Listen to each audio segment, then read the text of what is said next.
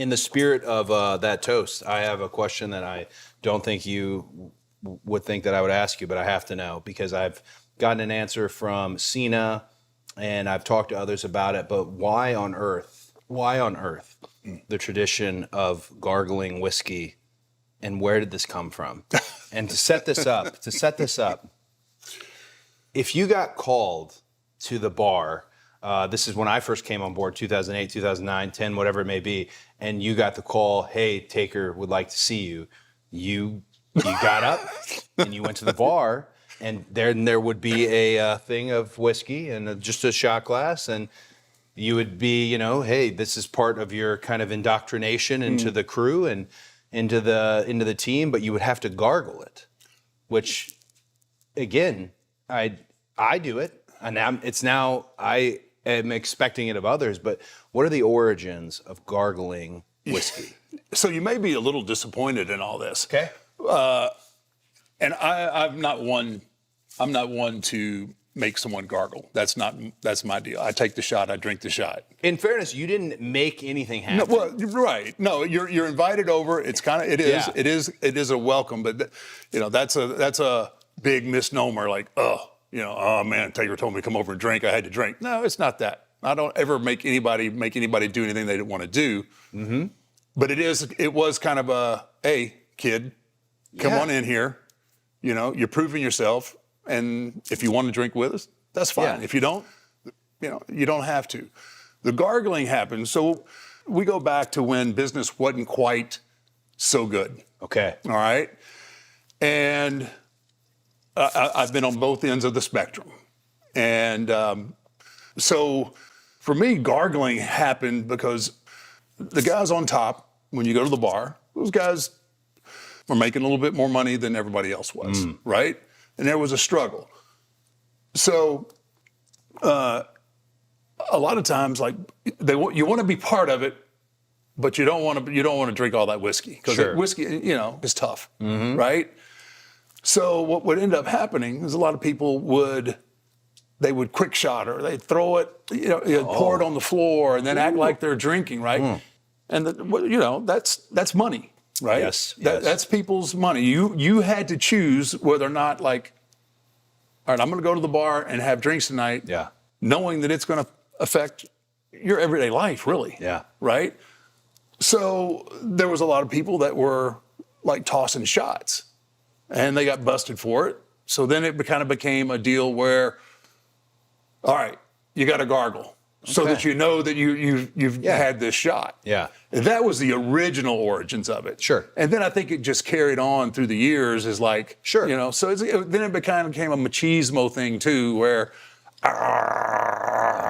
so I never gargled and I never made anybody gargle or, it's like, here, if you want this shot, have the shot. When I went down, because you brought up that you never, made anyone drink or anything like that, and I can double down on the fact that it was actually, you didn't do anything. You were there sitting next to it.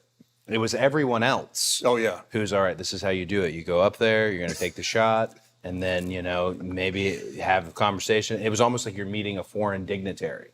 You're going to go up there, but then also it was like, once you did it, you go float around, you hang out, see what's going on. It was always much more fun, not to bury this person, but it was always much more fun when you got the call from you, or you got to have that moment with you, especially during that time in my career, versus when it was over, because when it was over, God bless it, you'd be over with Kyoto, and Kyoto, the same level of energy, like, let's get more to drink, but also it starts to get a little dangerous. Yes. You're not necessarily learning about wrestling anymore, as more you're just figuring out how to get out of this. Yeah, and I thought, because I went to South Africa, the first tour I did with the company, and I didn't do anything right. I didn't sleep on the plane. I didn't know what to do on the way over. We did the show, and I went down to the bar because I just thought that was, okay, everybody will be down there. Right. So I'll go to the bar. Went down to the bar, and it was actually just like this, but it was Sandman. And I always had a good relationship with Sandman. He was a very nice man to me. But I asked him, I go, I should ask him what he wants, right? I should get him a drink. That's the exchange here. I asked him what he wants, and I'll never forget. He just, I'll get 4 vodkas. Cool. All right. Because 4 vodkas. Yeah. I'm going to get you the 4, but I'm obviously not going to get 4 for myself. Like, Right. So, and I got 4 vodkas, and I'm already thinking like, well, I'm not getting myself one because this is a ridiculous request. He slammed one, and where the WWE title is positioned was a big hearth, and he threw it at about 90 miles per hour, like Randy Johnson level fastball, and the fire and everything, like a little extra spark, and I just walked away. Yes. I thought Best decision. that wasn't the right, because, oh man, I feel like you've experienced this so much. There's like legends, dignitaries, luminaries, and then sometimes there's just kind of like old timers. And I try to offer everyone the same level of grace, but it was a different type of education. Yeah. Yeah, You did the right thing. Okay. Yeah, moving away from that, especially this is 2000? 2008, I think. Yeah. Things were way, way different too there. So, yeah, that was the best decision you could have made. Was definitely like walking away. I love to have a good time. I mean, through my years, I had my good times, but I didn't never. I just, when people start getting belligerent, and especially if they're in the group that I'm around, man, it really didn't bode well for them. You have to be able to handle your liquor and Sure. Conduct yourself in a manner, right? So because one person screws up, you've all screwed up now, right? Yeah. So it was.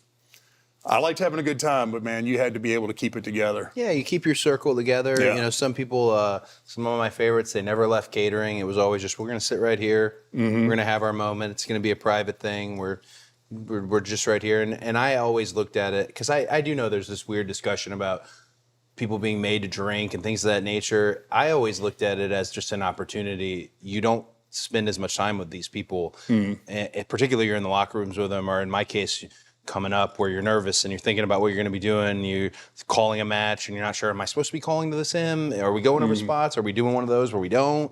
All these things. And I liked it as a moment where you actually got to know each other, especially when you were locked up with each other you were on far longer tours than I was. But when I first came here, we still did the 17-day door to door. That's your family for a little period of time. Yeah. So during the gist of my run, I was on the road with those guys more than I was home. Yeah. And so you have to have a set of guys that you can hang with, one that doesn't get on your nerves, because a 17-day loop in Europe, and you're in a different city, most times different countries every day. It doesn't take much. It doesn't take much to put you on edge. Yeah. So you needed to have that camaraderie, but man, we had a few in the group that would get a little loose sometimes. And we'd have to have a little bit of come to Jesus, like, hey, we're gonna have a good time, but we got to cut the bullshit out. You can't come anymore. Hey, there's been more than one that guy that's got grounded, right? It's just like, hey, no, you can't do that.